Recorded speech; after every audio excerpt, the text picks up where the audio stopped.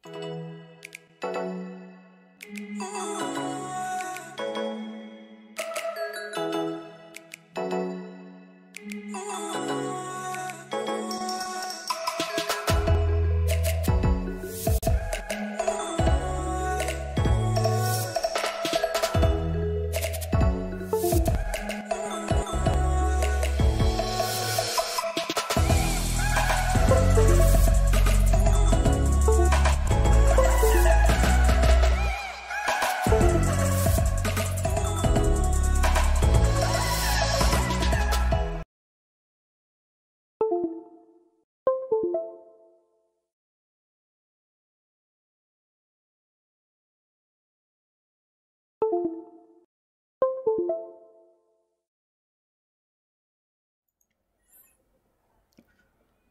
আসসালামু আলাইকুম।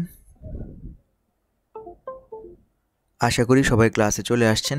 অনেকক্ষণ ওয়েট করিয়ে রেখেছি, সে কারণে খুবই দুঃখ প্রকাশ করছি। আশা করি সবাই ক্লাসে চলে আসছেন এবং আমাকে একটু শিওর করবেন যে আপনারা আমাকে শুনতে পাচ্ছেন কিনা বা আমাদের স্ক্রিন ক্লিয়ারলি দেখতে পাচ্ছেন কিনা, কোনো সমস্যা হচ্ছে কিনা।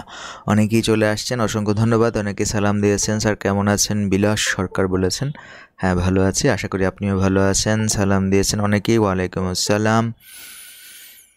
এবং অনেকেই চলে আসছেন, অসংখ্য ধন্যবাদ। যারা রেসপন্স করছেন একটু জানাবেন যে আপনারা আমাকে ক্লিয়ারলি শুনতে পাচ্ছেন কি না। রোকসানা খাতুন বলেছেন clear, I am hearing you. Okay, so আশা করা যাচ্ছে সব কিছু ঠিকঠাক আছে। তো আমরা আজকে আমাদের ইংলিশ 3-in-1 কোর্সের ফার্স্ট ফেজ ক্লিয়ার করে ফেলেছি, অর্থাৎ ক্লিয়ার করে ফেলবো আজকের ক্লাসটি করার মাধ্যমে।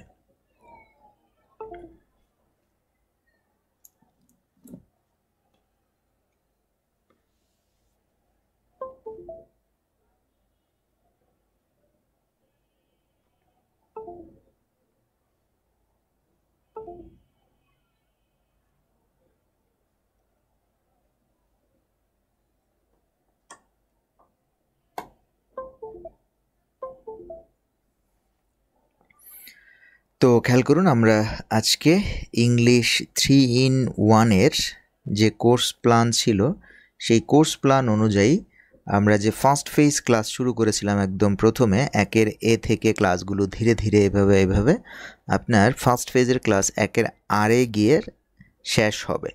তো আমরা অলরেডি প্রত্যেকটা ক্লাস একের এ থেকে শুরু করে একের বি, একের সি, একের ডি এভাবে ক্লাসগুলো করতে করতে করতে করতে আজকে আমরা এই কাঙ্ক্ষিত একের কিউ এবং লাস্ট ক্লাস একের আর এই দুটি ক্লাসে পৌঁছে গেছে এবং আজকে আমরা এই দুটি ক্লাস শেষ করার চেষ্টা করব। ওকে, সো আমরা শুরুতেই একটু মনে করে দিই যে আমরা আসলে ক্লাসগুলো নিচ্ছিলাম কিসের উপর ডিপেন্ড করে বা কিসের উপর বেস করে আমরা ক্লাসগুলো এতদিন করাচ্ছিলাম। আমরা এতদিন যে ক্লাসগুলো করাচ্ছিলাম সেটা ছিল আপনার বর্তমানে যে টপিক্সের উপর ক্লাস করেছিলাম সেটা হচ্ছে কি পজিশন অফ নাউন, নাউনের পজিশন, অথবা নাউন ফ্রেজ বলতে পারেন, অথবা নাউন ক্লজ বলতে পারেন। সো একটা সেন্টেন্সের মধ্যে নাউন, নাউন ফ্রেজ, নাউন ক্লজগুলো কোন কোন জায়গাতে বসে থাকে এই টপিকসগুলো নিয়ে আমরা ক্লাস করছিলাম। সো অনেকগুলো জায়গা আমরা অলরেডি ক্লিয়ার করে ফেলেছি। বিভিন্ন জায়গা যেমন আমরা আলোচনা করেছি সাবজেক্টের জায়গায় নাউন বসে, অবজেক্টের জায়গায় নাউন বসে, সাবজেক্ট কমপ্লিমেন্টের জায়গায় নাউন বসে, অবজেক্ট কমপ্লিমেন্টের জায়গায় নাউন বসে। তারপর আমরা আলোচনা করেছি অ্যাজেক্টিভ কমপ্লিমেন্টের জায়গায় নাউন বসে এবং প্রেপোজিশনাল কমপ্লিমেন্ট হিসেবেও কি বসে, নাউন বসে। এবং এই সংশ্লিষ্ট এই ধরনের টপিকসগুলো যে আলোচনা করেছি, এই সংশ্লিষ্ট যতগুলো টপিকস ছিল, অবজেক্ট কত প্রকার হতে পারে, সাবজেক্ট কত প্রকার হতে পারে, এই ধরনের বিষয়গুলো, সাবজেক্ট কমপ্লিমেন্ট কত প্রকার হতে পারে, 2 প্রকার হতে পারে, এই ধরনের যত বিষয় আছে সব কিছুই কিন্তু আমরা অলরেডি করেছি, অলরেডি পড়েছি, আশা করি আপনাদের মনে আছে। সো আজকে আমরা নাউনের পজিশন অফ নাউনের আরও একটা পজিশন ক্লিয়ার করতে যাচ্ছি। সেটা হচ্ছে কি আরও একটা পজিশন, সেটা হচ্ছে নাউন অ্যাজ অ্যাপোজিশন। ইংলিশ সেন্টেন্সের মধ্যে অ্যাপাজিশন বলেও একটা টপিকস আছে। এই অ্যাপাজিশন হিসেবে নাউন অথবা নাউন ফ্রেজ অথবা নাউন ক্লজগুলো বসে থাকে এবং আজকে আমাদের আলোচনার টপিকস হচ্ছে এই নাউন অ্যাজ অ্যাপাজিশনের টপিকসটা নিয়েই আমরা আজকে একের কিউ এবং একের আর ক্লাসটি আমরা করতে যাচ্ছি। তো তো খেয়াল করুন, আমরা প্রথমেই শুরুতেই অ্যাপাজিশন কি তার সংজ্ঞাটা আমরা একটু দাঁড় করি। অ্যাপাজিশন শব্দটা থেকে যদি আমরা একটু খেয়াল করি, শব্দটা হচ্ছে কি অ্যাপাজিশন। অ্যাপাজিশন শব্দটার আগে এটা এইটুকু যদি দেখি, এটা মানে হচ্ছে কি পজিশন। পজিশন মানে হচ্ছে কি অবস্থান, পজিশন মানে হচ্ছে অবস্থান। আর অ্যাপাজিশন এটার মানে হচ্ছে পাশাপাশি অবস্থান, পাশাপাশি, পাশাপাশি অবস্থান। খেয়াল করেন, পাশাপাশি অবস্থান। পাশাপাশি অবস্থান বলতে যেমন ধরেন একটা টেবিল বা কোনো একটা বেঞ্চের মুখোমুখি যদি দুজন মানুষ বসে, তার মানে কি মুখোমুখি দুজন মানুষ বসা মানে হচ্ছে, সবসময় মনে রাখবেন, মুখোমুখি দুজন মানুষ বসলে সেটাকে মনে করতে হবে ইনি যদি বস হন তাহলে উনিও কি বস। ঠিক আছে, মানে বস এবং কর্মচারী কিন্তু মুখোমুখি বসে না, বস বস মুখোমুখি বসে। সো এই পাশাপাশি বসাটা হচ্ছে ঠিক সেম থিঙ্কিং বা সেম ধারণাটা সেন্টেন্সের মধ্যেও হয়। কখনো কখনো দেখা যায় দুটি নাউন পাশাপাশি বসে। কি বসে? দুটি নাউন পাশাপাশি বসে থাকে। একটা সেন্টেন্সের মধ্যে দেখা যায় দুটি নাউন পাশাপাশি বসে, অর্থাৎ এখানে একটা নাউন, এখানে একটা নাউন। এখানে আপনার কমা থাকতেও পারে, আবার কমা নাও থাকতে পারে। সো দুটি নাউন পাশাপাশি বসে, কখন বসে এবং কেন বসে, এই ব্যাপারগুলোই হচ্ছে অ্যাপাজিশনের টপিক্সে আমরা আলোচনা করব। এখানে নাউন বসতে পারে, এখানে নাউন অথবা নাউন ফ্রেজ অথবা নাউন ক্লজ, যে কোনো একটা এখানে বসবে, নাউন ফ্রেজ অথবা নাউন ক্লজ। এরা কি করবে? মুখোমুখি বসবে। মুখোমুখি বসার মানে হচ্ছে কি, মুখোমুখি বসার মানে হচ্ছে উনি যা উনিও তা। আবারও বলি, দেখুন, মুখোমুখি বসা মানে কি উনি যা উনিও তা। সেন্সটা একটু খেয়াল করেন, উনি যদি বস হয় তাহলে উনিও বস হবে। পাশাপাশি বসা, মুখোমুখি বসা। সো এই পাশাপাশি বসার যে নিয়মটা সেটাকে বলা হয় অ্যাপাজিশন। অ্যাপাজিশন। সো অ্যাপাজিশনের একটা সংজ্ঞা আমরা দাঁড় করাতে পারি। সংজ্ঞাটা হচ্ছে কি, যে বাংলায় যদি আমরা সংজ্ঞাটা দাঁড় করি, ইংলিশের সংজ্ঞাটা আপনারা পড়বেন। বাংলায় সংজ্ঞাটা আমরা যদি একটু বলি আপনাকে, বাংলা সংজ্ঞাটা হচ্ছে যে এই নাউন, এই নাউন এর, এই নাউনের অন্য নাম। ভালো করে খেয়াল করবেন, অনেকে অ্যাপাজিশন শব্দটা ভালো করে বুঝেন না। এই নাউনের অন্য নাম অথবা অন্য পরিচয়। খেয়াল করেন, কি অন্য নাম, অন্য পরিচয়, অন্যভাবে চেনা যায়। অন্যভাবে কি চেনা যায়, অন্যভাবে চেনা যায়, অন্যভাবে সংজ্ঞায়িত করা যায়, যা দিয়ে তারাই হচ্ছে কারা, তারাই হচ্ছে এই নাউনের মুখোমুখি বসে। মানে এই নাউনকে অন্যভাবে চেনা যায়, অন্য নাম দেয়া যায়, অন্যভাবে সংজ্ঞায়িত করা যায়, যা দিয়ে তাই আপনার কি হয়, পাশাপাশি বসে। আর পাশাপাশি বসে বিধায় এটাকে কি বলা হয়, অ্যাপাজিশন বলা হয়। উদাহরণ দিলে ব্যাপারটা আপনি বুঝে যাবেন। সো অ্যাপাজিশনের ক্ষেত্রে আমরা কিছু সাধারণ রুলস আপনাদেরকে বলি, যেটা আপনার সেন্টেন্সের মধ্যে আপনি এই রুলসগুলো ফলো করতে পারেন। আমি এখানে ধরাবাধা বলছি না, জাস্ট আপনি যে রুলসগুলো ফলো করে আপনি অ্যাপাজিশনের ব্যাপারে একটু ক্যারেক্টারিস্টিক বৈশিষ্ট্যটা কীরকম হতে পারে সেটা। অ্যাপাজিশন, এই নাউন এবং এই নাউন, এই দুই নাউন পরস্পর সমান চিহ্ন দিয়ে আপনি কি করতে পারবেন, লিখতে পারবেন। এই নাউন এবং এই নাউনের মাঝে আপনি লিঙ্কিং ভার্ব, যেটাকে আমরা বলি লিঙ্কিং ভার্ব, বসাতে পারবেন, টু বি ভার্ব। এই নাউন এবং এই নাউনের মাঝে আপনি সমান চিহ্ন বসাতে পারবেন। এই নাউন এবং এই নাউনের মাঝে আপনি টু বি ভার্ব বসাতে পারবেন। ঠিক আছে? এবং সাবজেক্ট অবজেক্টের জায়গায় আপনি কি করতে পারবেন, ভালো করে খেয়াল করেন, এই নাউন এবং এই নাউনকে যে কোনো সময় আপনি এক্সচেঞ্জ করতে পারবেন। অর্থাৎ কোনো একটা সেন্টেন্স মনে করেন শুরু করতে যাচ্ছেন, তাহলে আপনি এই নাউন দিয়েও শুরু করতে পারবেন, আবার চাইলে আপনি এই নাউন দিয়েও সেন্টেন্স শুরু করতে পারবেন। তার মানে এটা দিয়েও শুরু করতে পারবেন, আবার চাইলে এটা দিয়েও শুরু করতে পারবেন। এই বৈশিষ্ট্যগুলো থাকলে আপনি বলবেন সেটা অ্যাপাজিশন। অনেকে কিন্তু অ্যাপাজিশন এবং মডিফায়ার্সের মধ্যে পার্থক্য করতে পারে না, সেই জন্য আমি এটা বারবার বলছি, মডিফায়ার কখনোই এই রুলসগুলো ফলো করবে না। মডিফায়ার্সকে কখনোই এভাবে সমান করে লেখা যাবে না। ঠিক আছে? মডিফায়ার্সকে কখনোই আপনি এভাবে, এখানে কয়েকটা বৈশিষ্ট্য আমি বলছি, সবগুলো বৈশিষ্ট্য মডিফায়ার্সের ক্ষেত্রে অ্যাডজাস্ট হবে না। হয়তো এটা হতে পারে, যে নাউন লিঙ্কিং ভার্ব নাউন এভাবে অ্যাডজাস্ট হতে পারে, বাট সবগুলো হবে না। নাউন সমান নাউন হতে নাও হবে না। তারপর না এই নাউনকে সাবজেক্ট অথবা এই নাউনকেও সাবজেক্ট হিসেবে আপনি কি করতে পারবেন, ব্যবহার করতে পারবেন, কিন্তু মডিফায়ার্সের ক্ষেত্রে এটা হবে না। সো মডিফায়ার্স ভার্সাস অ্যাপোজিশন যদি বলা হয় তাহলে আপনি এই টপিকসগুলো বলতে পারবেন। ঠিক আছে, তো আমরা উদাহরণ দিই, উদাহরণ দিলে এখন ব্যাপারটা আরও ক্লিয়ার হবে।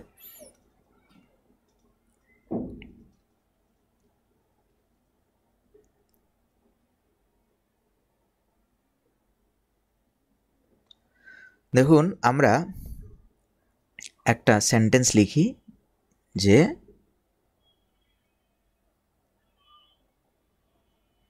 বঙ্গবন্ধু, বঙ্গবন্ধু বানানটা ঠিক হচ্ছে কিনা দেখুন, বঙ্গবন্ধু। আচ্ছা, আমরা বঙ্গবন্ধু শব্দটা না দিলে হয়, আমরা শেখ মুজিব দিই।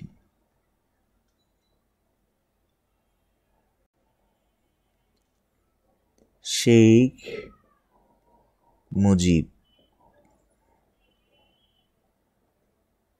শেখ মুজিবের আরেক পরিচয় কি, অন্য নাম কি, আমরা বলতে পারি বঙ্গবন্ধু।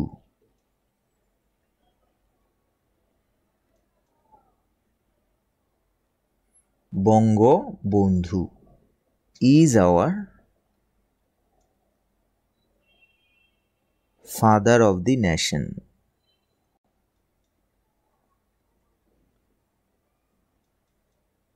খেয়াল করুন এখানে আমরা এই যে শেখ মুজিব শব্দটা লিখেছি এটা একটা নাউন, এবং শেখ মুজিবের জন্য যে শব্দটা আমরা লিখেছি বঙ্গবন্ধু এটাও একটা নাউন, এটা তার উপাধি কিন্তু এটা নাম। এখন দেখুন Sheikh Mujib Bangabandhu is our father of the nation. এখন এই টপিক্সটাকে বলা হয় অ্যাপোজিশন। কারণ কি, কারণ এটা পাশাপাশি বসেছে, এই নাউনটার পাশাপাশি বসেছে, এই নাউনটা পাশাপাশি বসেছে, এবং এটাকে আমরা কমা দিয়ে সেপারেট করেছি। কখনো কখনো কমা দিতে হয়, কখনো কখনো কমা দিতে হয় না। কেন দিতে হয় সেটাও আমরা বলবো। তো এই জায়গায় একটু খেয়াল করেন যে এই নাউন এবং এই নাউন পাশাপাশি বসেছে কিনা, এবং এই নাউনকে এই নাউনের সমান করা যায় কিনা। ঠিক আছে, সমান করা যায়, এবং এই নাউনের পরিবর্তে আমরা লিঙ্কিং ভার্ব ব্যবহার করে বলতে পারি Bangabandhu Sheikh Mujib is our Bangabandhu, is Bangabandhu. Is দিয়েও কিন্তু সেন্সটা ঠিক আছে, বঙ্গবন্ধু শেখ মুজিব ইজ বঙ্গবন্ধু, শেখ মুজিবই কি হচ্ছে Bangabandhu. Is to be verb দিয়ে টেস্ট করা গেল, সমান চিহ্ন দিয়ে টেস্ট করা গেল, এবং আরেকটা বলছিলাম যে সেন্টেন্সের সাবজেক্ট এটাকেও করা যাবে আবার এটাকেও করা যাবে। দেখুন আপনি যদি বলেন Bangabandhu is our father of the nation বলতে পারেন, আবার যদি আপনি এটা দিয়েও বলেন Sheikh Mujib is hour father of the nation এটাও বলতে পারবেন। সো দুটাই কি ঠিক, দুটাই কি সত্য এই ক্ষেত্রে। এই কারণে এটাকে আমরা কি বলবো, এটাকে আমরা বলবো এটা হচ্ছে একটা অ্যাপোজিশন, এবং অ্যাপোজিশন কি হয়, অ্যাপোজিশন হয় নাউন। তাহলে দেখুন আমরা আরেকটা পজিশন পেয়েছি যে পজিশনে আমরা নাউনকে বসাতে পারি। সো আমরা বলতে পারি Sheikh Mujib Bangabandhu is our father of the nation, এখানে অ্যাপোজিশন হিসেবে বঙ্গবন্ধুকে বসানো হয়েছে। ব্যাস, এই ব্যাপারটাকেই বলা হয় আপনার অ্যাপোজিশন। আমরা আরও কিছু উদাহরণ দিব। তো তার আগে আমরা বলছিলাম যে এখানে কেন কমা দিব, কেন কমা দিব না।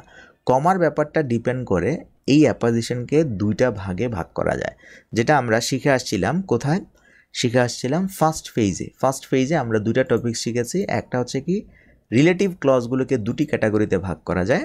একটা হচ্ছে কি, একটা ছিল আপনার রেস্ট্রিকটিভ বা ইসেনশিয়াল, রেস্ট্রিকটিভ অ্যাপোজিশন, আর একটা হচ্ছে কি non restrictive or non essential. Restrictive এবং নন রেস্ট্রিকটিভ বলতে কি বোঝায়? দেখুন রেস্ট্রিকটিভ এবং নন রেস্ট্রিকটিভ এই দুইটা টপিক্সের উপর ডিপেন্ড করে কখনো কমা হচ্ছে, কখনো কমা হচ্ছে না। এই ব্যাপারটার উপর ডিপেন্ড করে আমরা কমা দেই এবং কমা দেই না। এখন রেস্ট্রিকটিভ মানে কি? রেস্ট্রিকটিভ মানে হচ্ছে যে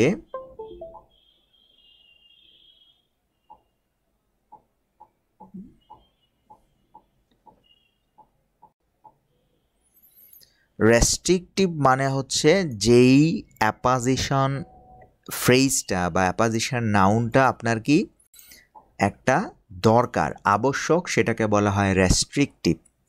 অর্থাৎ কোনো অ্যাপাজিশন যদি সেন্টেন্সের জন্য আবশ্যক হয়ে যায়, অর্থাৎ এটা ছাড়া পসিবল না তাকে ফাইন্ড আউট করা, সেক্ষেত্রে এটাকে আমরা কি বলবো? রেস্ট্রিকটিভ বলবো। এটার আরও কিছু নাম আছে, আমরা এটাকে বলতে পারি ইসেনশিয়াল, অথবা বলতে পারি ডিফাইনিং, যেটা আমরা ডিফাইনিং রিলেটিভ ক্লজে পড়েছিলাম, ডিফাইনিং, নন ডিফাইনিং, ঠিক আছে? এগুলোকে আপনি এই তিনটার যে কোনো একটা নামে ডাকতে পারেন। সো যেটা আবশ্যক, যেটা না দিলে হয় না, এটাকে সেপারেট করেছি কেন? কারণ এটা আবশ্যক না, এটাকে বলা হয় নন রেস্ট্রিকটিভ। নন রেস্ট্রিকটিভ, এটাকে বলা হয় নন রেস্ট্রিকটিভ ফ্রেজ অর অ্যাপাজিশন।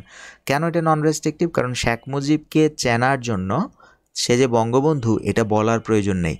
অর্থাৎ বঙ্গবন্ধু তাকে আইডেন্টিফাই করার জন্য, তাকে খুঁজে দেওয়ার জন্য এখানে আবশ্যক নয়, এখানে জাস্ট একটা অতিরিক্ত তথ্য হিসেবে আমরা এখানে রেখেছি। সে কারণে এটাকে আমরা কমা দিয়ে সেপারেট করে দিয়েছি। ওকে, সো কমা দিয়ে আমরা কখন সেপারেট করব? যখন দেখব যে এটা আসলে আবশ্যক না। যখন আবশ্যক না তখনই আমরা কমা দিয়ে সেপারেট করব। এবং এখানে একটা ভুল হয়েছে, দেখুন, শুধু এইখানেই কমা না, এখানেও একটা কমা দিয়ে, দুইটা কমা দিয়ে এটাকে সেপারেট করে দিবেন, ঠিক আছে? যদি নন রেস্ট্রিকটিভ হয় তাহলে দুটি কমা দিয়ে সেপারেট করে দিবেন, আর যদি রেস্ট্রিকটিভ হয় তাহলে আপনি কোনো কমা দিবেন না। সো কমার ব্যাপারটা কিসের উপর ডিপেন্ড করতেছে? রেস্ট্রিকটিভ এবং নন রেস্ট্রিকটিভ। রেস্ট্রিকটিভ হলে নো কমা। পিডিএফে পর্যাপ্ত উদাহরণ দেওয়া আছে, উদাহরণগুলো ঘাটবেন, আর এই ক্ষেত্রে দুটি কমা দিয়ে সেপারেট করে দিবেন। ওকে, সো ডিফাইনিং এবং নন ডিফাইনিংয়ের ব্যাপারটা আশা করি বুঝে গেছেন।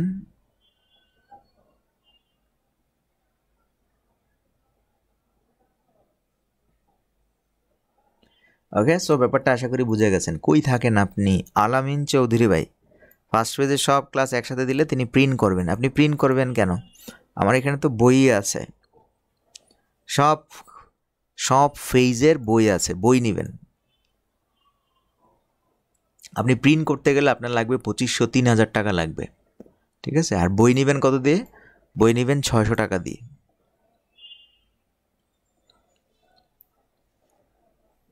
ছয়টা ধাপেরই বই আছে। বই অবশ্য আপনাদের জন্য করা হয় নাই, বই করা হয়েছে আগের যে বেচগুলো আছে তাদের জন্য, ঠিক আছে? এখন আপনি যদি নিতে চান, আপনার পিডিএফ পড়তে অনেক সমস্যা হচ্ছে, সেক্ষেত্রে আপনি মেসেজ করেন, ইনবক্স করেন, ইনবক্সে বলেন যে আপনি বইটা নেবেন, ঠিক আছে?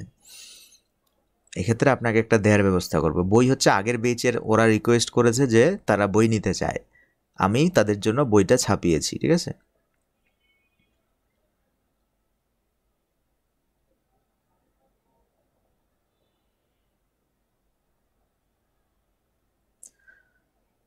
ওকে, সো এই ব্যাপারটা আশা করি বুঝতে পেরেছেন। আমরা এখন কিছু উদাহরণ দিচ্ছি যেটা নন রেস্ট্রিকটিভ এবং রেস্ট্রিকটিভের ব্যাপারটা ক্লিয়ার হয়। যেমন ধরেন আমি বললাম যে কানাডা, কানাডা একটা দেশ, ঠিক আছে? কানাডা। এখন এই কানাডা শব্দটা যখন কেউ বলে তখনই কিন্তু কানাডা শব্দটা আপনি চিনে যান, চিনেন না আপনি? কানাডাকে, কানাডা কি? কানাডা মানে কিন্তু কানাডা না, মানে কানাডা কোথায়? কানাডা বাথরুমে, ওই কানাডা না, ঠিক আছে? এটা হচ্ছে কি একটা দেশের নাম। তো এখন কানাডা বলতে আমি কিন্তু কানাডা শব্দটাকে চিনি যে এটা একটা দেশের নাম। এই ক্ষেত্রে কানাডা সম্পর্কে আপনি যাই বলেন না কেন, সবই কি হবে? তার অতিরিক্ত ইনফরমেশন। এই জন্য আমাকে এখানে কমা দিয়ে লিখতে হবে a beautiful country. Canada a beautiful country. Canada, a beautiful country, is situated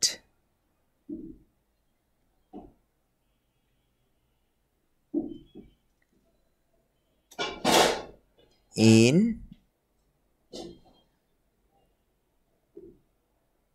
north America, নাকি? হ্যাঁ, নর্থ আমেরিকায় কানাডা অবস্থিত, ঠিক না?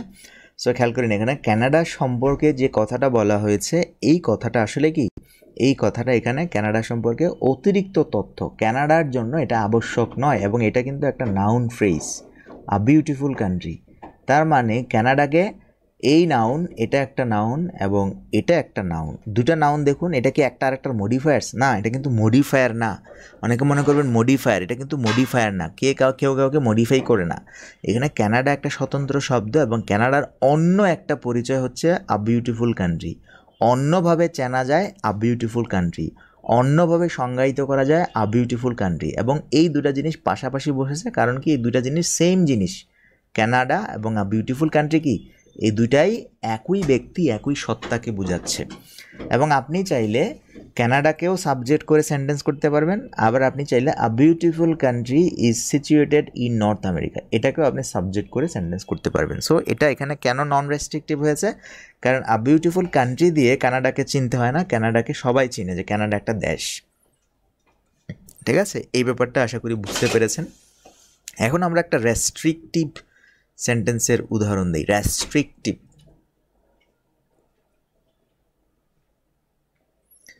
যেমন ধরেন আমরা একটা রেস্ট্রিকটিভ সেন্টেন্সের উদাহরণে যদি আমরা বলি যে আই লাইকস, আমি পছন্দ করি, I likes the television show, television show, I likes the television show. Television show যদি আপনি বলেন তাহলে এটা কিন্তু ফিক্সড হচ্ছে না। টেলিভিশন শো তো পৃথিবীতে অনেক আছে, ঠিক না? এখন এই টেলিভিশন শোকে বোঝানোর জন্য, অন্যভাবে পরিচয় করিয়ে দেওয়ার জন্য আপনি বলতে পারেন I like the television show the Lal Golap. এখন দেখুন এই জায়গায় আর কমা দিতে হবে না, কারণ কি দি লাল গোলাপ নামের একটা টেলিভিশন শো আপনি পছন্দ করেন। এখন আপনি যদি কেউ যদি আপনাকে টেলিভিশন শো বলে তাহলে টেলিভিশন শো তো অনেক, এখন কোন টেলিভিশন শোটাকে আপনি পছন্দ করেন সেটা আপনাকে বলে দিতে হবে অবশ্যই। সে কারণে দি লাল গোলাপ নামের একটা টেলিভিশন শো ছিল আগেকার যুগে, এটা এখন নাই। ওই কী বলা হয় এটাকে, ওই তর্ক বিতর্কের যে গোল মিটিং সভা হয় মাঝে মাঝে, সেই টক শোর একটা ছিল দি লাল গোলাপ নামে। So I like the television show the Lal Golap, এভাবে বলতে পারেন। আবার আপনি এভাবে বলতে পারেন যে আই লাইক, এখানে লাইক হবে আই লাইক, আমি পছন্দ করি, আই লাইক, প্রথমে যদি আপনি নামটা বলতেন যে I like the Lal Golap. এখন লাল গোলাপ শব্দটা আসলে কি, এটাকে আপনি পরিচয় করে দিতে চাচ্ছেন যে এটা আসলে একটা টেলিভিশন শো, দি টেলিভিশন শো। এখন দেখুন শেষের যে টেলিভিশন শো, এই শব্দটা কিন্তু, এই ফ্রেজটা কিন্তু এখানে গুরুত্বপূর্ণ। কারণ কি, কারণ আপনি জানেন না এখানে দি লাল গোলাপ যে একটা টেলিভিশন শোয়ের নাম, এটা কয়জনে জানে বলেন? এই ক্ষেত্রে টেলিভিশন শোকে অন্যভাবে পরিচয় করিয়ে দেওয়ার জন্য আপনি এখানে লিখেছেন the television show, I like the Lal Golap the television show. এখানে টেলিভিশন শোটা আপনাকে বলে দিতে হচ্ছে, নয়তো মানুষ বুঝবে না দি লাল গোলাপ কি। এই কারণে এটাকে আপনি কমা দিবেন না, এটা রেস্ট্রিকটিভ অর ইসেনশিয়াল। এখানে আপনি যদি আগে এটা লিখেন তাহলে পরে এটা লিখেছেন, ঠিক আছে, এটার পরিবর্তে আপনি এটার সংজ্ঞায়িত করেছেন দি লাল গোলাপ। সো এখানেও আপনাকে কী করতে পারেন, সেপারেট করতে, মানে কমা দিয়ে সেপারেট করতে হবে না। কারণ কি, কারণ টেলিভিশন শো তো পৃথিবীতে অনেক আছে, কোনটা এটা আবশ্যক, এটা বলা আবশ্যক, এটাকে বলা হয় restrictive or essential or defining. আর আগেরটা দেখুন কানাডা শব্দটা, এটা একটা দেশ, কানাডা নাম বললেই মানুষ বুঝে যায় যে এটা একটা কানাডা, এবং কানাডা একটা সুন্দর দেশ, এটা সবাই জানে। সে কারণে আমরা এখানে কী করলাম, দুটি কমা দিয়ে সেপারেট করে দিলাম। ঠিক আছে, এই ব্যাপারটা দেখুন বুঝতে পেরেছেন কি না? আমরা দেখুন এখানে যে কানাডার কথাটা বলেছি, এই ক্ষেত্রে কানাডা যদি মাঝে থাকে তাহলে এখানে একটা কমা দিবেন, এখানে একটা কমা দিবেন, কিন্তু শেষে থাকলে একটা কমা দিলেই হবে। ঠিক আছে, যেমন ধরেন আমি বললাম আই ভিজিটেড, আমি ভিজিট করেছিলাম কানাডা, আমি কানাডায় ভিজিট করেছিলাম, আই ভিজিটেড কানাডা। এখন কানাডা সম্পর্কে আপনি অন্য একটা পরিচয় দিচ্ছেন যে আ বিউটিফুল কান্ট্রি, একটা সুন্দর দেশ। আই ভিজিটেড কানাডা, আমি কানাডা বেরিয়েছি বা পরিদর্শন করেছিলাম, এই কানাডা হচ্ছে আ বিউটিফুল কান্ট্রি। এখন কমা দিয়েছি কেন, কারণ এটা কানাডাকে সংজ্ঞায়িত করার জন্য এটা দরকার নাই, কানাডায় সবাই চিনে এটা একটা দেশ এবং একটাই আছে পৃথিবীতে, ঠিক না? সো প্রপার নাউনের ক্ষেত্রে সবসময় এটা নন রেস্ট্রিকটিভ হয়। প্রপার নাউন তো একটাই থাকে, কানাডা একটাই থাকে, বাংলাদেশ একটাই থাকে, সে কারণে এটাকে ডিফাইন করার কোনো দরকার নেই। পৃথিবীতে হাজার হাজার কানাডা থাকলে ডিফাইন করার দরকার ছিল, বাট এখানে কানাডা একটাই আছে। I visited Canada a beautiful country, এখানে কমা দিয়ে বললেন কানাডা হচ্ছে কি একটা বিউটিফুল কান্ট্রি। সো আশা করি আমি বুঝাতে পেরেছি, এবং এখানে কমা একটাই হবে কারণ এটাকে এখানে শেষে কি ফুল স্টপ আছে, মাঝে হলে দুটি কমা দিয়ে সেপারেট করবেন, আর শেষে হলে একটা কমা দিয়ে সেপারেট করবেন, ব্যাস। এই ব্যাপারটা কারা কারা বুঝতে পারেন না একটু বলবেন, যারা বুঝেন নাই তাদেরকে আমরা আবারও ভালো করে বুঝাবো।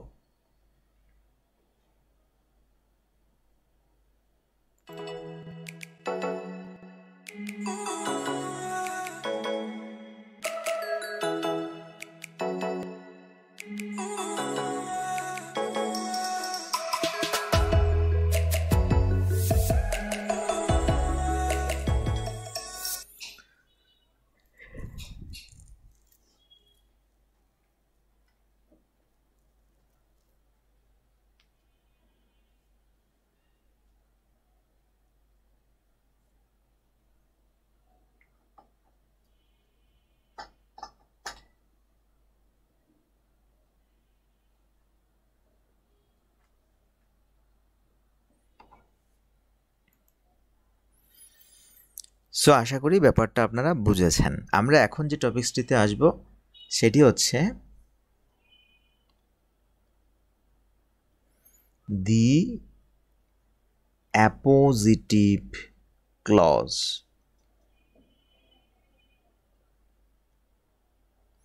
নতুন একটা টপিকসে চলে আসছি, এটার নাম হচ্ছে দি অ্যাপোজিটিভ ক্লজ। আমরা এবার অ্যাপোজিটিভ ফ্রেজ নিয়ে আলোচনা করেছি, এবার আমরা অ্যাপোজিটিভের ক্লজ নিয়ে আলোচনা করব।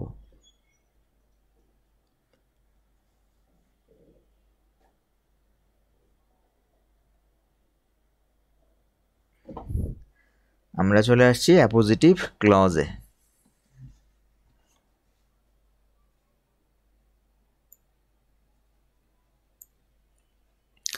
দেখুন, একজন একটা প্রশ্ন করেছেন, প্রশ্নটা হচ্ছে কি,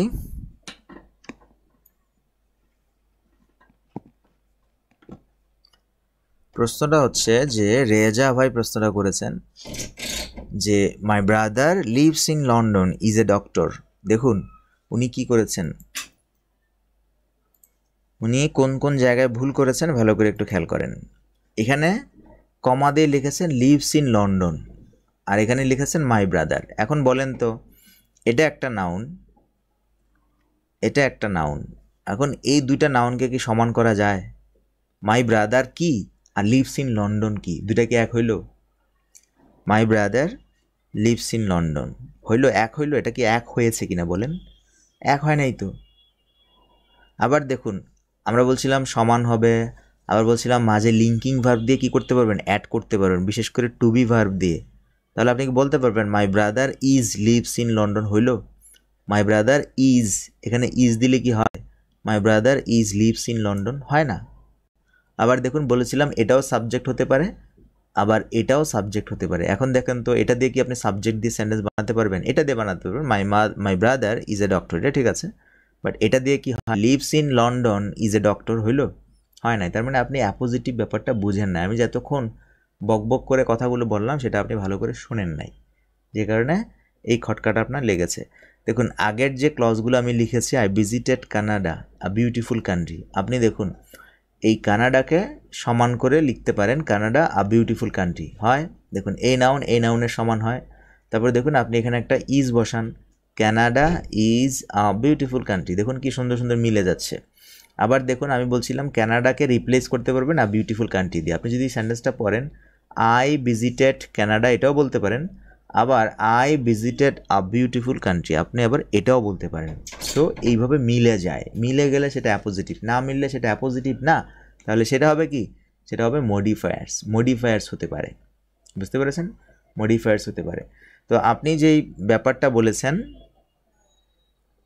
এখানে খেয়াল করুন, আপনি যে ব্যাপারটা বলেছেন সেটা হচ্ছে কি my brother leaves in London, এখানে লিভস ইন লন্ডন তো হবে না, হবে কি আপনি রিলেটিভ প্রোনাউন এনে কথাটা লিখতে পারেন, my brother who lives in London. Relative প্রোনাউনের যে রিলেটিভ ক্লজ আমরা মেকিং করা শিখেছি সেটা দিয়ে আপনার সেন্টেন্সটা হবে, রিলেটিভ ক্লজ দিয়ে। রিলেটিভ ক্লজ একটা মডিফায়ার, এটা কি, এটা মডিফায়ার। কাকে মডিফাই করে? মাই ব্রাদারকে মডিফাই করে, এই কারণে এটা অ্যাজেক্টিভ ক্লজ। ঠিক আছে? সো যারা অ্যাজেক্টিভ ক্লজ বা রিলেটিভ প্রোনাউনের ক্লাসগুলো করেন নাই তারা করে নেবেন। আশা করি ব্যাপারটা বোঝাতে পেরেছি। তো আমরা এখন যে টপিকসটিতে আসছি সেটা হচ্ছে দি অ্যাপোজিটিভ ক্লজে চলে আসছি। এখন আমরা কিন্তু অ্যাপোজিটিভ বা অ্যাপোজিশনের যে সংজ্ঞাটা পড়েছি সেই সংজ্ঞাটাই এখনও পড়ব, কিন্তু আমরা অ্যাপোজিশনের কয়েকটা টপিকস দেখি। সিম্পল একটা ওয়ার্ড অ্যাপোজিশন হতে পারে, সিম্পল একটা ওয়ার্ড অ্যাপোজিশন হতে পারে, সিম্পল একটা নাউন ফ্রেজ, ঠিক আছে, একটা নাউন ওয়ার্ড অ্যাপোজিশন হতে পারে, একটা নাউন ফ্রেজও অ্যাপোজিশন হতে পারে, আবার একটা নাউন ক্লজও কি হতে পারে আপনার অ্যাপোজিশন হতে পারে। সো অ্যাপোজিশনের ব্যাপারে এই তিনটাই সত্য। তো আমরা এখন দেখলাম একটা ওয়ার্ড হতে পারে যেমন শেখ মুজিব, বঙ্গবন্ধু, তা শেখ মুজিবের পরিবর্তে বঙ্গবন্ধু লেখা যায়।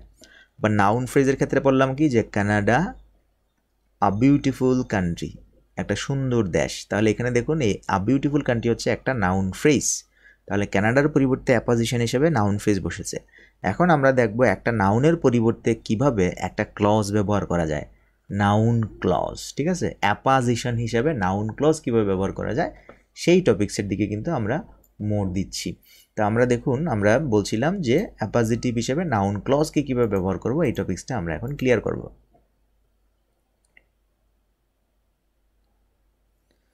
প্রথমে আমরা বলে রাখি যে মনে রাখবেন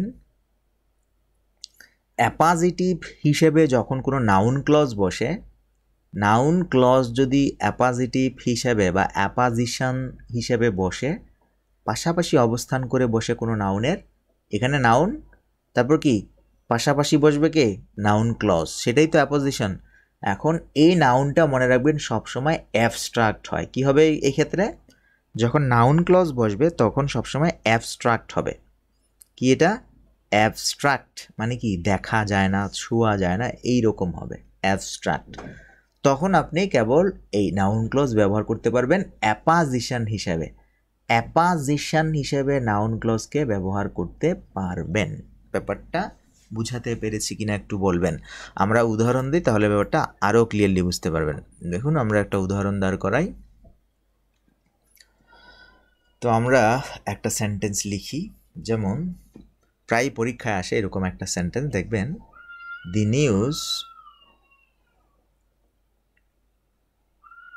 news that he died, the news that he died was false. খেয়াল করেন এইখানে আমরা এই যে দ্যাট ক্লজটা আপনি দেখতে পাচ্ছেন, এটাই কিন্তু আমাদের কাঙ্ক্ষিত appositive clause.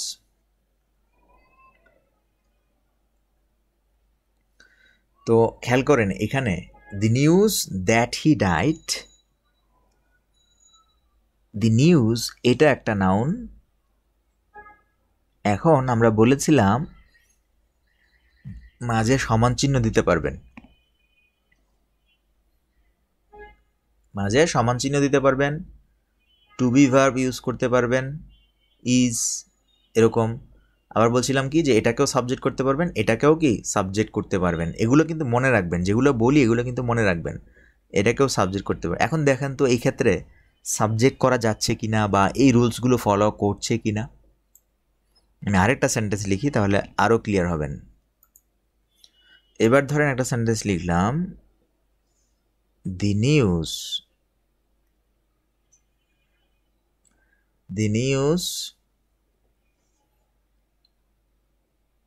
that you told me, the news that you told me was false. এখন যারা ক্লাস করছেন তারা একটু আমাকে বলবেন যে এখানে দ্যাট হি ডাইড একটা ক্লজ, আবার এখানে দ্যাট ইউ টোল্ড মি এটা একটা ক্লজ। আপনাকে যেটা বলতে হবে সেটা হচ্ছে কি, সেটা হচ্ছে এই 1 নং ক্লজটা কি ক্লজ আর এই 2 নম্বর ক্লজটা কি ক্লজ। এটা কি নাউন ক্লজ নাকি অ্যাডজেক্টিভ ক্লজ, এটা কি নাউন ক্লজ নাকি অ্যাডজেক্টিভ ক্লজ, অথবা এটা কি অ্যাপোজিশন বা অ্যাপোজিটিভ ক্লজ নাকি এটা রিলেটিভ ক্লজ? এটা কি অ্যাপাজিটিভ ক্লজ নাকি রিলেটিভ ক্লজ? এটা আপনারা আমাকে বলবেন, যারা ক্লাসে আছেন সবাই। রিলেটিভ ক্লজ, এই আনসারটা একটু দিবেন, দ্রুত আনসারটা দিবেন, খুবই গুরুত্বপূর্ণ টপিকস। এই দুইটা জিনিস যারা বুঝে যাবেন তারা অ্যাপাজিটিভ ক্লজও বুঝবেন, রিলেটিভ ক্লজের ব্যাপারটাও আশা করি বুঝে যাবেন।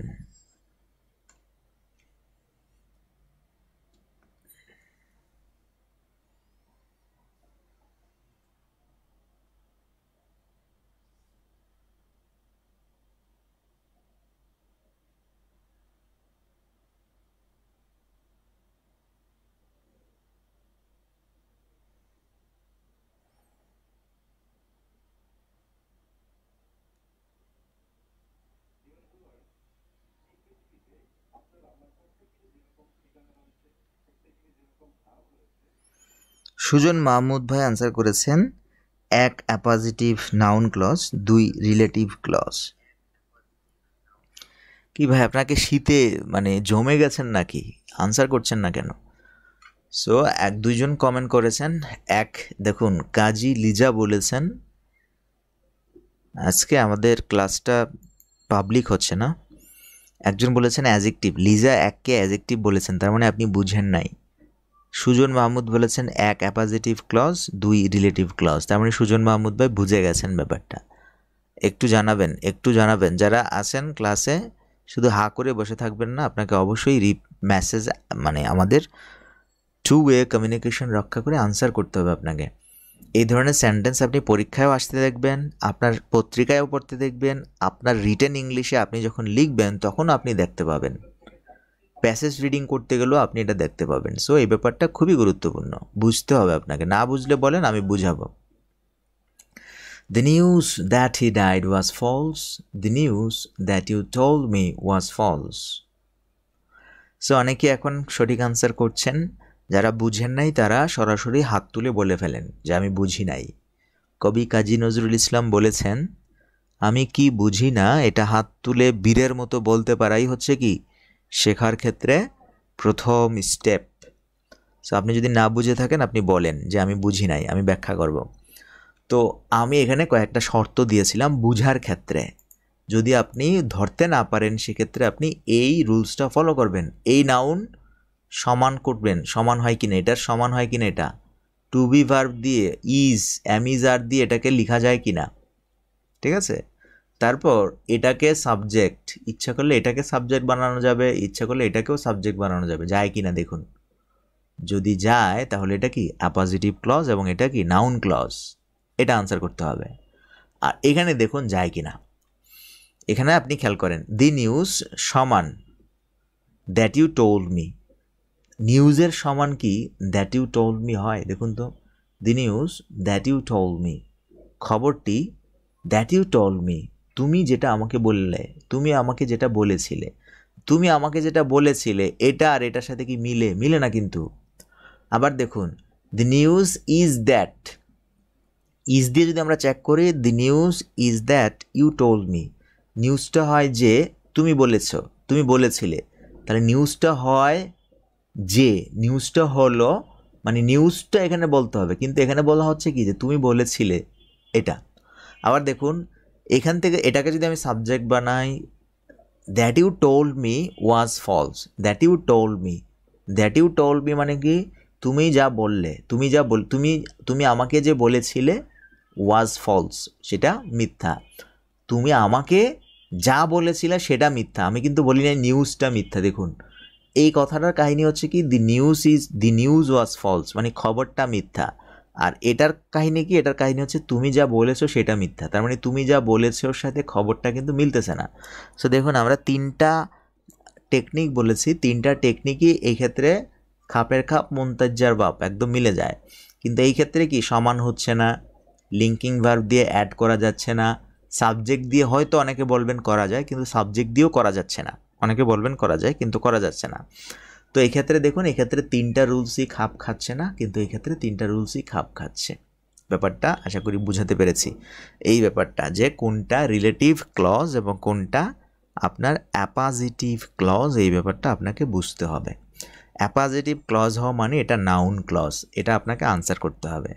অনেকেই এগুলোকে কিন্তু আপনাকে ওই ইট দিয়ে রিপ্লেস করতে বলে নাউন হয়, এক্ষেত্রে কিন্তু আপনি ইট দিয়ে রিপ্লেস করা যাবে না। এটা দি নিউজ ইট রিপ্লেস করা যায় না। সো এগুলো খেয়াল করবেন, এটা কিন্তু কোনো রুলসে মানে কোনো টেকনিক দিয়ে এটাকে আনসার করতে পারবেন না, এটা আপনাকে বুঝতে হবে এবং এইভাবে এটাকে আইডেন্টিফাই করতে হবে। ওকে, সো এই ব্যাপারটা আশা করি বুঝতে পেরেছেন। পিডিএফে আরও অনেক উদাহরণ দেওয়া আছে, অনেক কিছু আছে, ব্যাপারগুলো আরও ঘাটতে হবে, তাহলে ব্যাপারটা বুঝতে পারবেন। সো আমরা এখানে দেখিয়েছি রিলেটিভ ক্লজ ভার্সাস অ্যাপাজিটিভ ক্লজ। এখন আবার অ্যাপাজিটিভ ক্লজও কি হতে পারে? দুই প্রকার হতে পারে। কি হতে পারে? দুই প্রকার হতে পারে। প্রথম প্রকারভেদ কি? ওই তো আগেরটার মতোই রেস্ট্রিকটিভ হতে পারে, আরেকটা হতে পারে কি নন রেস্ট্রিকটিভ বা নন ডিফাইনিং। সো সেম আগের মতোই উত্তর হবে যে রেস্ট্রিকটিভ হচ্ছে যেটা প্রয়োজন, যেটা না হলে হবে না, আর নন রেস্ট্রিকটিভ হচ্ছে যেটা প্রয়োজন নেই সেটা। ঠিক আছে, রেস্ট্রিকটিভ নন রেস্ট্রিকটিভ এই ব্যাপারটা আশা করি বুঝাতে পেরেছি।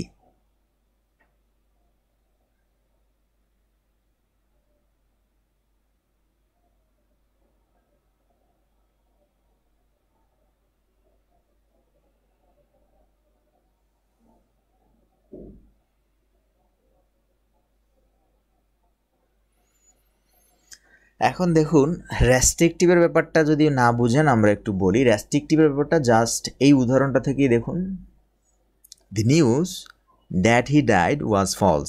এক্ষেত্রে দেখুন আপনি যদি বলেন খবরটা মিথ্যা, এটা যদি না বলেন, এই ফ্রেজটাকে যদি আপনি না বলেন তাহলে কি হচ্ছে বলেন তো?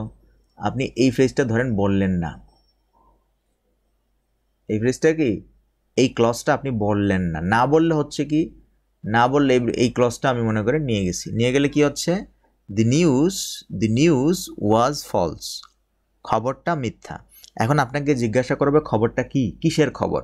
আপনি বললেন দ্যাট হি ডাইড, সে যে মারা গেছে, এই খবরটা মিথ্যা। তাহলে এখানে দ্যাট হি ডাইড শব্দটা কি, এই ফ্রেজটা কি, এই ক্লজটা কি আবশ্যক, না দিলে কি খবরটা মিথ্যা। এখন আপনাকে বলবে খবরটা কি, দি নিউজ ওয়াজ ফলস, খবরটা কি, খবর তো অনেক হতে পারে, তো এই খবরটাকে আপনাকে ডিফাইন করে দিতে হবে এই ক্লজটা দিয়ে, যে কারণে এখানে আপনার কোনো কমা হবে না, কমা এখানেও কমা হয় নাই, এখানেও কমা হয় নাই। ঠিক আছে, এই ব্যাপারটা বুঝতে পেরেছেন। নন ডিফাইনিং হলে আপনি কমা কেন দিবেন না। সো এখানে দেখা যাচ্ছে যে এই ক্লজটা এখানে কি গুরুত্বপূর্ণ। তো আমরা এবার চলে আসি যে নন রেস্ট্রিকটিভের ব্যাপারে, তাহলে কি হবে?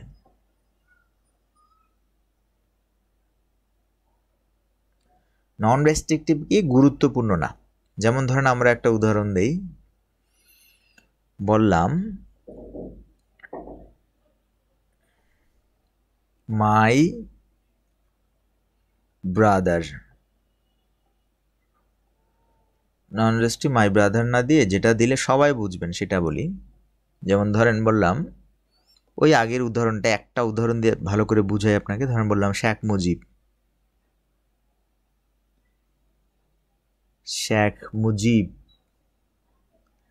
মুজিবের ক্ষেত্রে দ্যাট শব্দটা ইউজ করাটা ঠিক হচ্ছে না, আমরা দ্যাট ইউজ না করি এক্ষেত্রে। ঠিক আছে, কারণ কি শেখ মুজিব তো আপনার কি এক্ষেত্রে আরেকটা জিনিস খেয়াল করেন, শেখ মুজিব কিন্তু অ্যাবস্ট্রাক্ট না। ঠিক আছে, সেই কারণে শেখ মুজিবটা এখানে আমরা দিব না। বুঝতে পেরেছেন, অ্যাবস্ট্রাক্ট হতে হবে। আমরা বলছিলাম কি অ্যাপোজিটিভ ক্লজের ক্ষেত্রে অবশ্যই অ্যাবস্ট্রাকটিভ হতে হবে, যেটা আপনার ধরা যায় না, ছোঁয়া যায় না, এইরকম কিছু হতে হবে।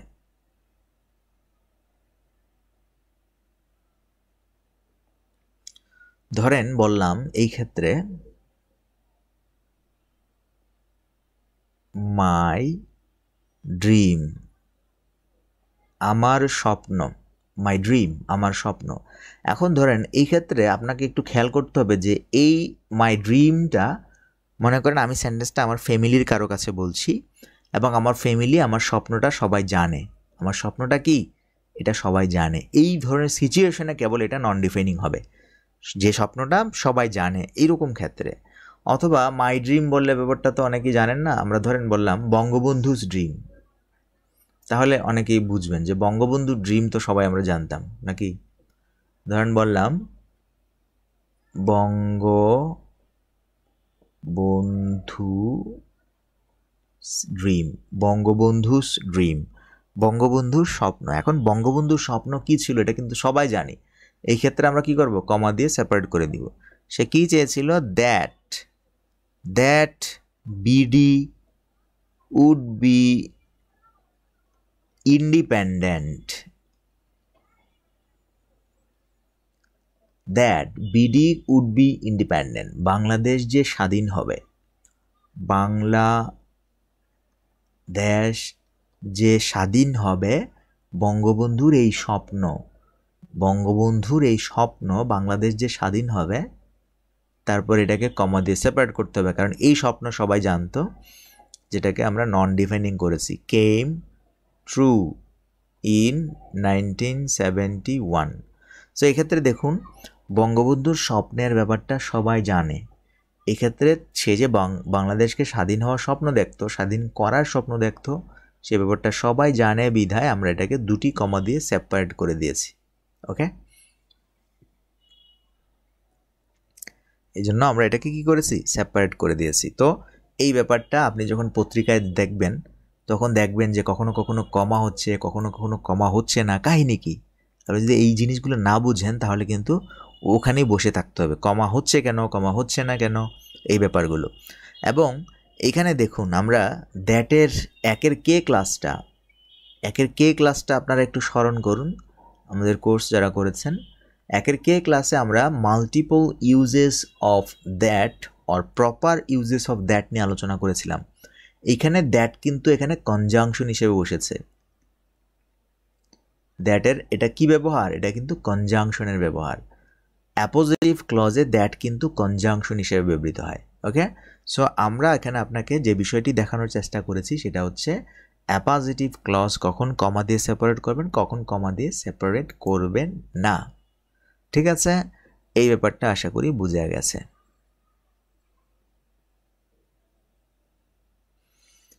এবং অ্যাপোজিটিভ ক্লজের অনুবাদ সবসময় কীরকম হবে দেখুন, আমরা এবার আপনাদের দুটা জিনিসের মুখোমুখি হই, ভালো করে খেয়াল করেন।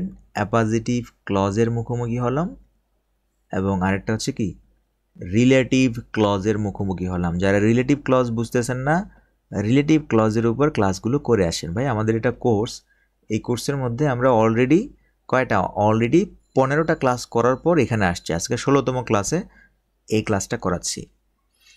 তো অ্যাপোজিটিভ ক্লজ এবং রিলেটিভ ক্লজের মধ্যে যারা পার্থক্য বুঝেন না, আমরা দেখুন এগুলোর অনুবাদ করবেন কিভাবে সেটা দেখাই।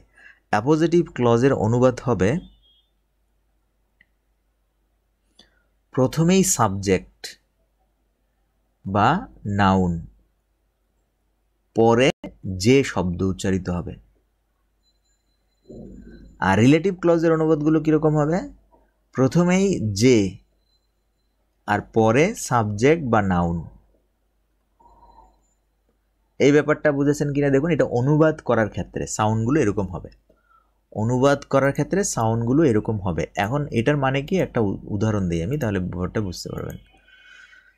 ধরেন আমি আপনাকে একটা সেন্টেন্স দিচ্ছি, আপনি বলবেন যে এটা আসলে কোন জায়গার সেন্টেন্স বা কোথায় পড়বে।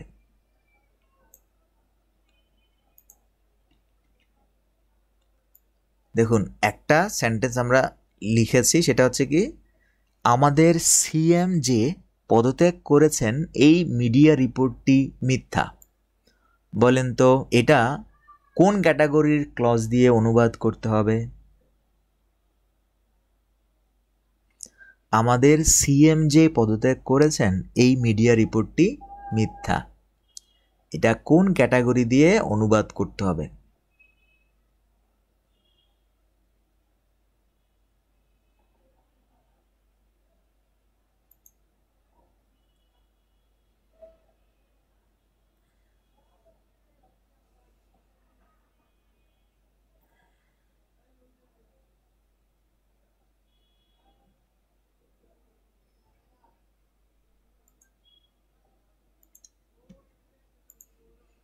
সো বুঝে গেছেন, দেখুন বুঝে গেছে, সবাই বুঝে গেছে। যাক,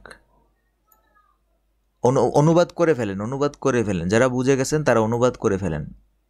এবার আমরা আরেকটা সেন্টেন্স দিচ্ছি, দেখুন এই সেন্টেন্সটা হচ্ছে কি, যে গল্প তুমি বলে গেলে তা পুরাই অবাস্তব। যে গল্প তুমি বলে গেলে আমার সামনে, সেটা কি পুরাই অবাস্তব একটা গল্প বলে গেলে। তাহলে এটা হচ্ছে 2 নাম্বার সেন্টেন্সটা কি, আর 1 নাম্বার সেন্টেন্সটা কি একটু আমাকে বলবেন, দুটার অনুবাদ করবেন। ইন্ডিয়া থেকে ভর্তি হতে চাচ্ছেন, ইন্ডিয়া থেকে ভর্তি হলে আপনি আমার ফেসবুক আইডিতে ইনবক্স করেন, ঠিক আছে? সুরজিৎ মাঝি ভাই, ফেসবুক আইডিতে নক করেন, ভর্তির প্রসেসটা আমি বলবো।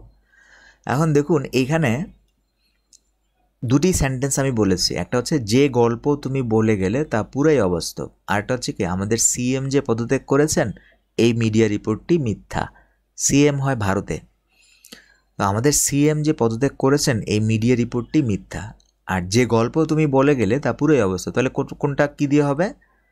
1 অ্যাপোজিটিভ 2 রিলেটিভ ক্লজ। দেখুন বুঝে গেছেন সবাই। এখন অনুবাদ করে ফেলেন প্লিজ, অনুবাদ করার চেষ্টা করেন, তাহলে বুঝতে পারবো যে আপনি পুরো ব্যাপারটা বুঝেছেন, ঠিক আছে? তাহলে আমরা এটার অনুবাদ করে, আমাদের সিএম যে পদত্যাগ করেছেন এই মিডিয়া রিপোর্টটি মিথ্যা। কিভাবে হবে বলেন তো? আমাদের সিএম যে পদত্যাগ করেছেন, তাহলে সিএম যে পদত্যাগ করেছেন এই জায়গার ক্লজটা হবে কি অ্যাপোজিটিভ ক্লজ। সিএম যে পদত্যাগ করেছেন এই মিডিয়া রিপোর্টটি, এই মিডিয়া রিপোর্ট হবে কি আপনার প্রথম নাউন। তাহলে প্রথম নাউন হবে দি মিডিয়া রিপোর্ট, দি মিডিয়া রিপোর্ট। সিএম যে পদত্যাগ করেছেন এর ইংলিশ কি হবে? এর ইংলিশ হবে that, that our CM has resigned.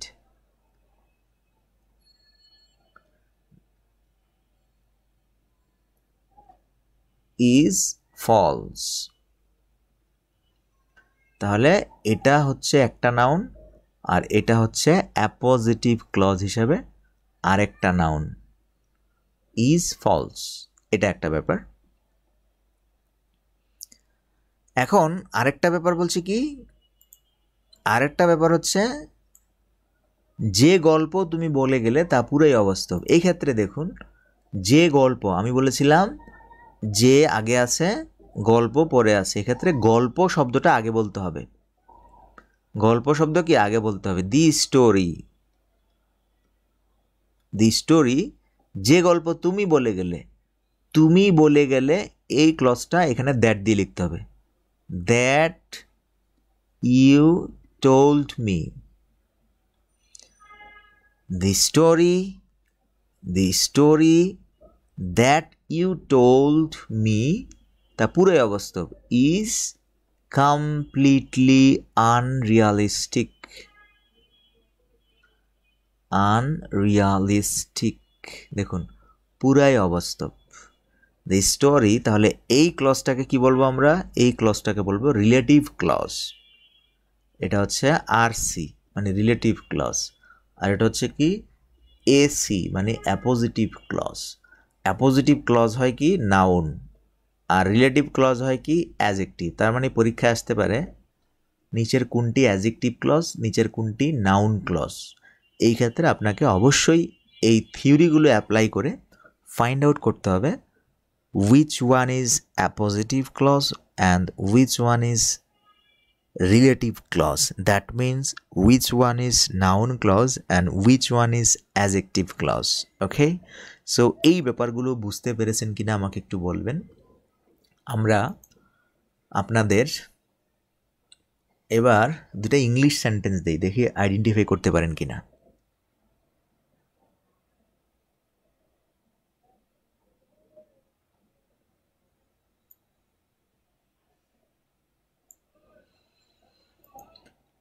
এবার আমরা ইংলিশ সেন্টেন্স দেই।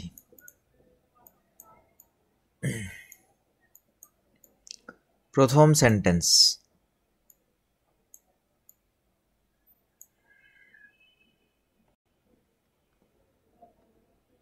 এটা হলো 1 নাম্বার সেন্টেন্স। আপনাকে বলতে হবে এই যে দ্যাট ক্লজটা আপনি এখানে দেখতে পাচ্ছেন, এই দ্যাট ক্লজটা এখানে কি? Option A noun, option B adjective.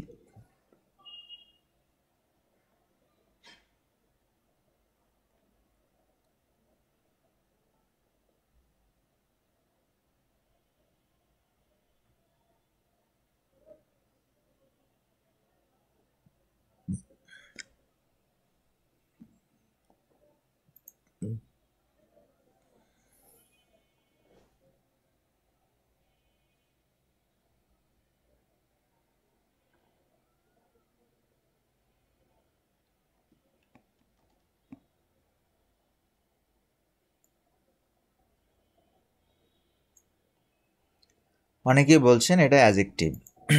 আমরা আরেকটা উদাহরণ দেই।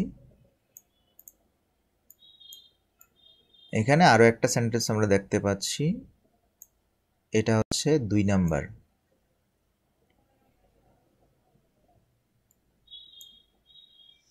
আপনাকে বলতে হবে এই 2 নাম্বার যে ক্লজটি দেখতে পাচ্ছেন এখানকার এই যে দ্যাট ক্লজ, এটা 2 নাম্বারের কি ক্লজ? এ অ্যাজেক্টিভ, বি নাউন। আনসার করবেন 2 এর এ অথবা 2 এর বি। সরি, এটা 1 এর এ, 1 এর বি, 2 এর এ, 2 এর বি, এভাবে বললে হতে পারে। ঠিক আছে? সো অনেকেই আনসার করেছেন, কারেক্ট আনসার করেছেন, অসংখ্য ধন্যবাদ। ব্যাপারগুলো আশা করি বুঝতে পেরেছেন। এটাতে এই ক্লজটা কি আর এই ক্লজটা কি দুটাকে ফাইন্ড আউট করতে পেরেছেন বলে আমার বিশ্বাস।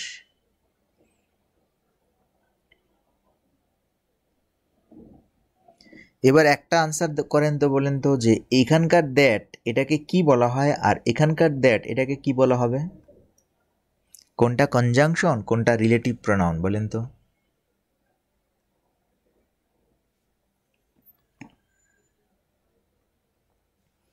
এই দ্যাটটা কি রিলেটিভ প্রোনাউন নাকি কনজাংশন?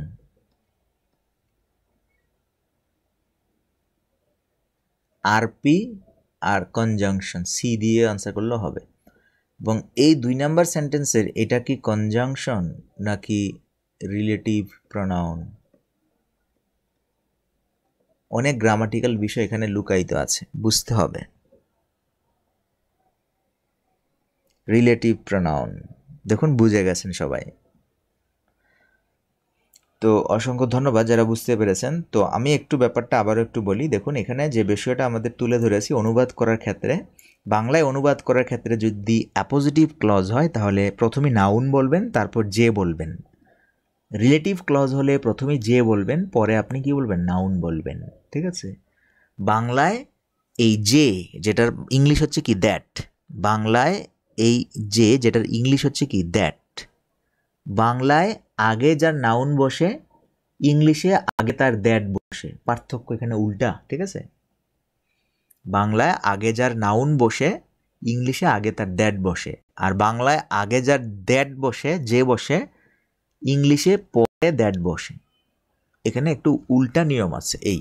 ওকে, আপনারা একটু ভালো করে ঘাটলে, উদাহরণগুলো ঘাটলে সুন্দর করে বুঝতে পারবেন। আমি আরও 2টা উদাহরণ দিচ্ছি। এবার আমরা বাংলা দিব, আপনি ইংলিশ করবেন।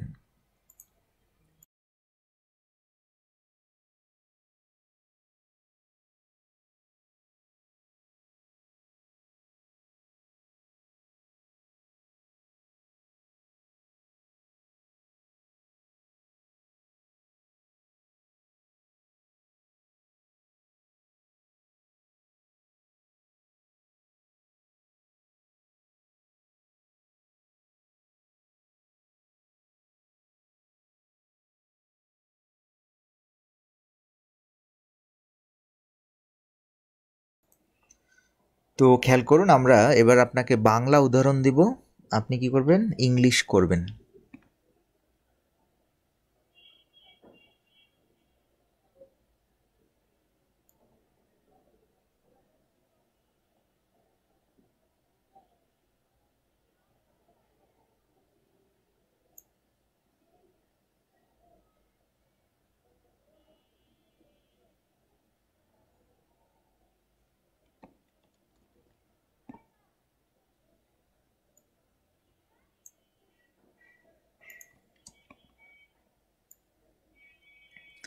দেখবেন আমরা একটা সেন্টেন্স, বাংলার সেন্টেন্স এটা নিয়ে আসছি, এটার অনুবাদটা করে ফেলবেন। বলছে কি যে সে যে সফল হবে এই আশাই আমাদের বাঁচিয়ে রাখে। তো আপনাকে মনে করে দিচ্ছি, এখানে দেখুন আগেই সাবজেক্ট এসেছে, পরে যে এসেছে, তাহলে অনুবাদটা কিভাবে হবে আপনি এটাকে করে ফেলবেন। এটা ধরেন 1 নাম্বার সেন্টেন্স।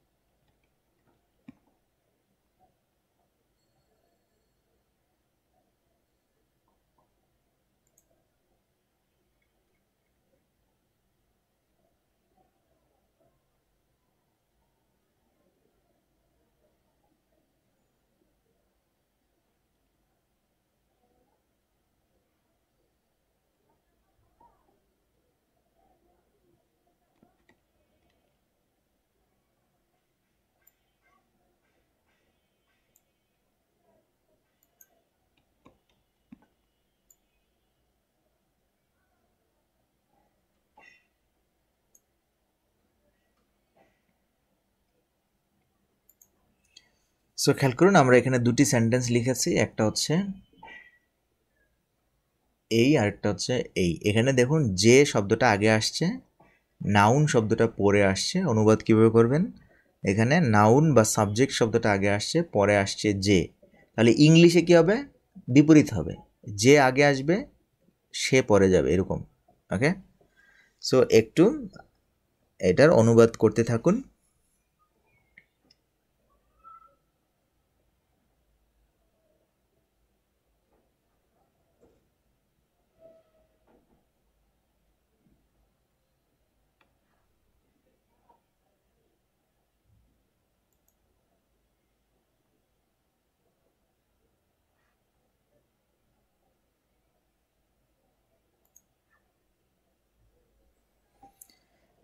তো অনুবাদ আপনাদের থেকে আশা করছি দ্রুত আনসার করবেন। সে যে সফল হবে, তার মানে আমরা বলছি কি সে যে সফল হবে, এই যে থেকে যে ক্লজটা তৈরি হবে, যে থেকে যে ক্লজটা তৈরি হবে সেটা হচ্ছে কি, তাহলে এখানে অ্যাপোজিটিভ ক্লজ হবে। যে সফল হবে, যে সফল হবে এই আশাই আমাদের বাঁচিয়ে রাখে। এই আশাই তাহলে কি, এটা হবে আপনার অ্যাপোজিটিভ ক্লজে প্রথম নাউনটা। ঠিক আছে, তাহলে প্রথম নাউনটা আপনি লিখবেন দি হোপ, দি হোপ আশা। সে যে সফল হবে, সে যে সফল হবে, তাহলে দ্যাটটা আগে লিখতে হবে। এই দেখুন আমি দ্যাটটা এখানে আগে লিখতেছি, এই দ্যাটটা সাবজেক্টের আগে লিখবো আর সাবজেক্টটা দ্যাটের পরে লিখবো। তার মানে দ্যাট হি সফল হবে ইংলিশ কি, that he shall succeed, that he shall succeed, the hope that he shall succeed আমাদের বাঁচিয়ে রাখে। আমাদের বাঁচিয়ে রাখে ইংলিশ কি, সাস্টেইন, সাস্টেইনস আস, আমাদেরকে টিকিয়ে রাখে বা বাঁচিয়ে রাখে। ঠিক আছে, এরপর দেখুন আমরা যদি এটার অনুবাদ করি, যে ব্যক্তি এই অপরাধ করবে, তাহলে এখানে ক্লজ কোনটা, যে ব্যক্তি এই অপরাধ করবে, এটা হচ্ছে ক্লজ। ক্লজ লিখতে গেলে আমরা কি করি, রিলেটিভ ক্লজ লিখতে গেলে, তাহলে আমাদের বলছিলাম যে হবে পরে আর ব্যক্তি হবে আগে। তাহলে ব্যক্তি হচ্ছে কি, ব্যক্তির ইংলিশ কি, ব্যক্তির ইংলিশ হচ্ছে দি পার্সন। তাহলে ব্যক্তির ইংলিশটা আপনি আগে লিখবেন, দি পার্সন, দি পার্সন, তারপর এই যে নিয়ে আসবেন, দ্যাট এই অপরাধ করবে, এই অপরাধ করবে, দি পার্সন দ্যাট, যে ব্যক্তি এই অপরাধ করবে। একজন বলেছেন কি, that he will be successful, that he will be success. আচ্ছা আমি আপনাদের কমেন্টগুলো পরে দেখছি। দি পার্সন দ্যাট, যে ব্যক্তি, দ্যাট কমিটস, দিস ক্রাইম, যে ব্যক্তি that commits this crime will be punished by death, তার মৃত্যুদণ্ড শাস্তি হিসেবে দেয়া হবে। এই দ্যাট ক্লজটা এখানে আপনার কি রিলেটিভ ক্লজ, এই ডট ক্লজটা এখানে কি নাউন ক্লজ। এই টপিকসগুলো আশা করি বুঝাতে পেরেছি এবং এইভাবে আমাদের পুরো ফার্স্ট ফেজের ক্লাসগুলো শেষ হয়ে গেছে এবং আমরা এই ফেজগুলোতে আলোচনা করেছি কি নিয়ে, পজিশন অফ নাউন নিয়ে। শেষ টপিকসটা ছিল পজিশন অফ নাউন, অর্থাৎ নাউন ফ্রেজ এবং নাউন ক্লজ কোন কোন জায়গাগুলোতে বসে, এই ব্যাপারগুলো আমরা এখানে ক্লিয়ার করেছি। আশা করি আপনারা পুরো ফেজটা, ফার্স্ট ফেজের পুরো ব্যাপারগুলো আপনারা মনোযোগ সহকারে দেখেছেন, বুঝেছেন, জেনেছেন। যদি কোথাও কোনো প্রবলেম থাকে আমাদের ফেসবুক সিক্রেট গ্রুপে পোস্ট করবেন সুন্দর করে, এবং পরবর্তী লাইভ ক্লাসেও পোস্ট করতে পারেন, জিজ্ঞাসা করতে পারেন আপনাদের যে সমস্যাগুলো আছে। ওকে, সো আশা করি এই পর্যন্ত যে ক্লাসগুলো হয়েছে সেগুলো বুঝতে পেরেছেন। পিডিএফ ফাইলগুলো ডাউনলোড করে আরও একটু ভালো করে ঘাঁটবেন এবং এই পুরো ক্লাসের উপর আপনারা যে ক্লাস টেস্টগুলো দিয়েছিলেন সেগুলো রিভাইজ করবেন। রিভাইজ করে করে আপনি প্রথমত একের এ থেকে একটা ক্লাস দেখবেন আর একটা ক্লাস টেস্ট দিবেন, ঠিক আছে? ক্লাস টেস্টের লিঙ্কগুলো আমি অ্যাড করে দিব। একের এ ক্লাসে ক্লাস করার পর আপনি আবার রিভাইজ করবেন এখন থেকে, ঠিক আছে? ফার্স্ট ফেজ যেহেতু শেষ, তো ফার্স্ট ফেজের ক্লাসগুলো শেষে একের এ লাইভ ক্লাসটা রেকর্ড করা আছে সেটা দেখবেন, এটার পিডিএফটা ভালো করে পড়বেন। লাইভ ক্লাস এবং পিডিএফ দুইটা পড়ার পর আপনি ক্লাস টেস্ট দিবেন, তাহলে বুঝতে পারবেন আপনি কতটুকু বুঝেছেন। ঠিক সেমভাবে একের বি করবেন, ঠিক সেমভাবে একের সি করবেন, একের ডি করবেন, একের ই করবেন, করতে করতে একের আর পর্যন্ত ফার্স্ট ফেজের ক্লাসগুলো এইভাবে রিভাইজ করবেন, ঠিক আছে? ওকে, সো সেই পর্যন্ত ভালো থাকবেন। দেখা হচ্ছে আমাদের নেক্সট ফেজ কোনটা? সেকেন্ড ফেজ আমরা আলোচনা করব কি নিয়ে? সেকেন্ড ফেজে ক্লাস হবে 2 এ থেকে 2 ভি পর্যন্ত, তার মানে সেকেন্ড ফেজে আরও বেশি ক্লাস, ঠিক আছে? এবং সেকেন্ড ফেজের ক্লাস হবে শুধু ভার্ব নিয়ে। ইংলিশে একটা ভার্ব কত রকম হতে পারে, কত জায়গায় বসতে পারে। জেরান পার্টিসিপল নিয়ে আপনাদের অনেক প্রবলেম, পার্টিসিপল ফ্রেজ কখন কোথায় হচ্ছে, কমা হচ্ছে কোথায়, রিডাকশন, এটা সেটা বিভিন্ন জিনিস নিয়ে আমরা আলোচনা করব। সেকেন্ড ফেজে ক্লাস হবে 2 এ থেকে 2 ভি পর্যন্ত, অনেকগুলো ক্লাস বুঝেই যাচ্ছে। সো আগের যে পড়াগুলো আছে সেগুলো আপনারা ভালো করে রিভাইজ করে নেবেন, তাহলে সেকেন্ড ফেজের ক্লাসগুলো ভালো করে করতে পারবেন। সো দেখা হচ্ছে নেক্সট ক্লাসে, সেই পর্যন্ত ভালো থাকবেন, সুস্থ থাকবেন।